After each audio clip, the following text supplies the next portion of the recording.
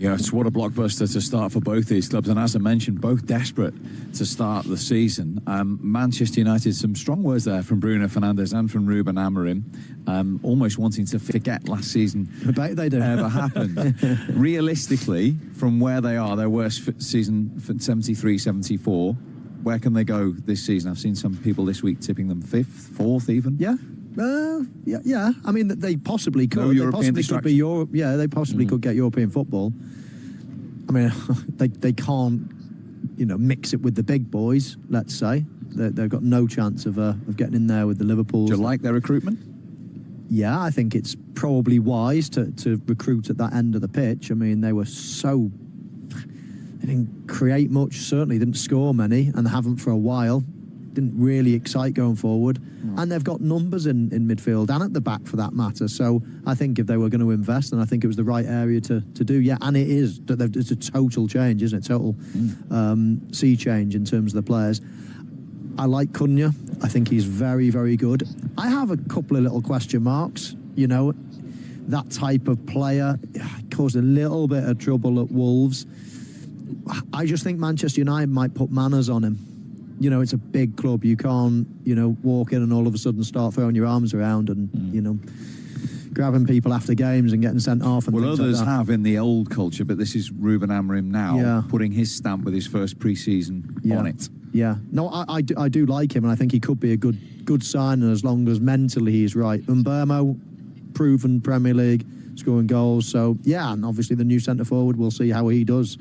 He's quite new to it. But, yeah, I like what I've seen. I mean, they simply cannot be as bad as they were, can they? So it's just how high they can climb. And if they can get a 6th or a 7th place in the league, then that's good progress, and then they can build from there. We watched them in the summer series. What do you think?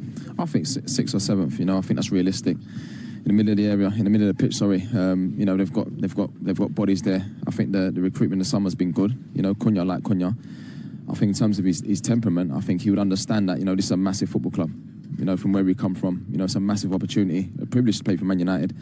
And Mbeumo, I was lucky enough. I went into Brentford last season, and so I saw him, spoke to him. Good professional, wants to learn, spends a lot of time doing a lot of finishing, wants to score goals.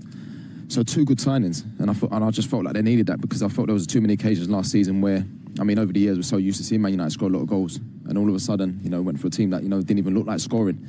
So the fact that they've brought in these 2 players, that can make the difference at the top end of the pitch was 2 big signings. Now, on the subject of big signings and centre forwards, Gyokeres in from Sporting Lisbon for Arsenal. Is that the missing link? They certainly hope it is. Is it as simple as that for Arsenal, do you think, Maka? Well, that is the million-dollar question, isn't it? Is he going to be good enough to drive Arsenal forward to the Premier League? He was at Coventry before he went to Sporting. He did excel at Sporting. You almost felt that Gyokeres wasn't the player they wanted in that number 9 area. It was somebody else, I thought. They eventually brought Gyokeres in. Time will tell. Time will tell. I think the recruitment around, Zubamendi, Madueke, Norgard, they're the type of players that I thought have bolstered the squad. Gyokeres should score goals because Arsenal create lots of chances. Is he going to be good enough individually? We saw Ekitike tonight. He looks like a really good player already. Is he going to be that link-up play?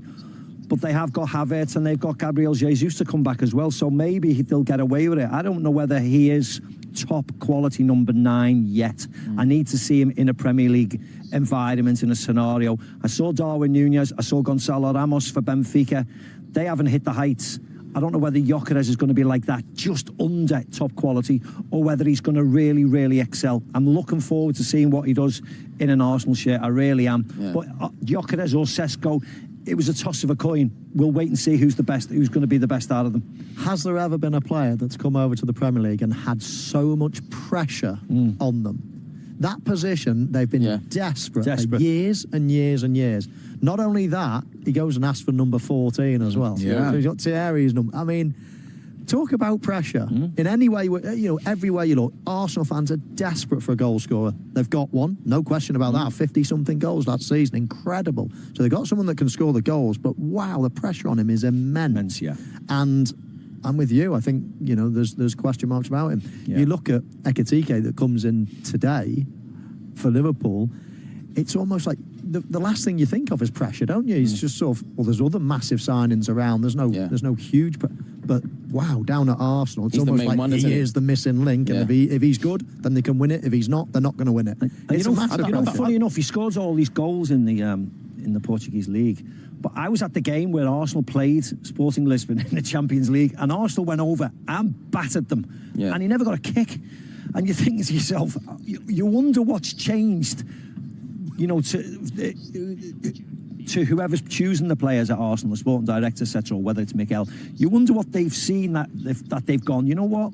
He's the one. He's the one we're going to pin all our hopes on. Because it's not Zubamendi or Marino or Declan Rice. It's the number 9, unfortunately, because that's their missing piece, and they've chosen Gyokeres. So huge amounts of